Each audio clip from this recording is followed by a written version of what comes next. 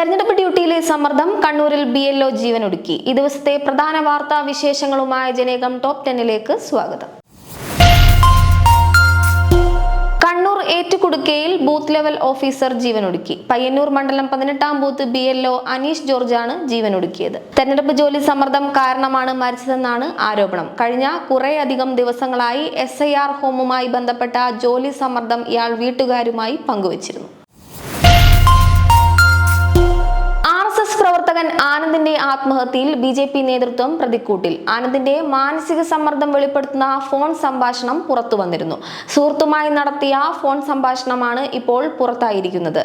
ആനന്ദ് സജീവ സംഘപരിവാർ പ്രവർത്തകനാണെന്ന് തെളിയിക്കുന്ന കൂടുതൽ ചിത്രങ്ങളും പുറത്തു വന്നിട്ടുണ്ട്.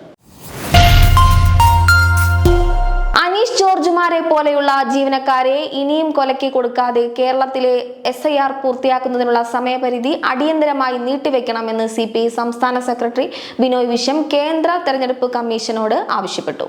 തദ്ദേശ സ്വയംഭരണ തെരഞ്ഞെടുപ്പ് സമയബന്ധിതമായി പൂർത്തീകരിക്കേണ്ട ഘട്ടത്തിൽ തന്നെ കേരളത്തിൽ തീവ്ര പരിശോധനയും അടിച്ചേൽപ്പിച്ച് ഉദ്യോഗസ്ഥ സംവിധാനത്തിന്റെ മേൽ കമ്മീഷൻ ചെലുത്തിയ താങ്ങാനാവാത്ത സമ്മർദ്ദമാണ് ഈ അത്യാഹിതത്തിന് കാരണമായി തീർന്നിട്ടുള്ളതെന്നും അദ്ദേഹം പറഞ്ഞു.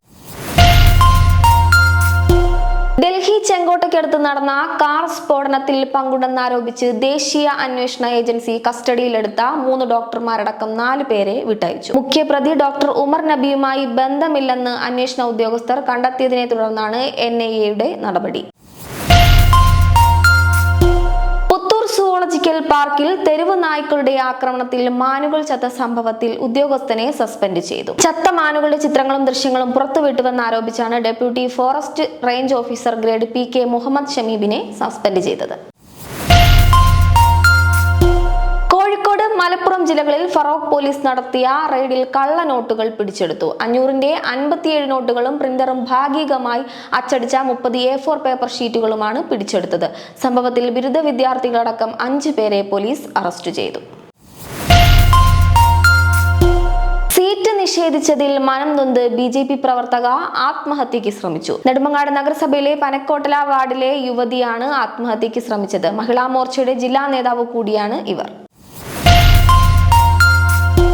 കണ്ണൂരിൽ ബൂത്ത് ലെവൽ ഓഫീസർ അനീഷ് ജോർജിന്റെ ആത്മഹത്യയെ തുടർന്ന് സംസ്ഥാന വ്യാപകമായി നാളെ BLOമാർ ജോലിയിൽ നിന്ന് വിട്ടുനിൽക്കും. SIRന്റെ പേരിൽ ഉദ്യോഗസ്ഥർക്ക് വലിയ സമ്മർദ്ദമാണുള്ളതെന്ന് ജീവനക്കാർ പറയുന്നു. 35,000 BLOമാരെയാണ് SIR ജോലിക്ക് നിയോഗിച്ചിരിക്കുന്നത്.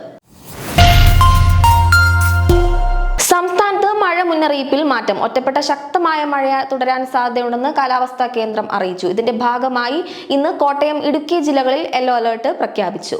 തിരുവനന്തപുരം, കൊല്ലം, പത്തനംതിട്ട, ആലപ്പുഴ, കോട്ടയം, ഇടുക്കി ജില്ലകളിൽ നാളെയും യെല്ലോ മുന്നറിയിപ്പ് നൽകിയിട്ടുണ്ട്.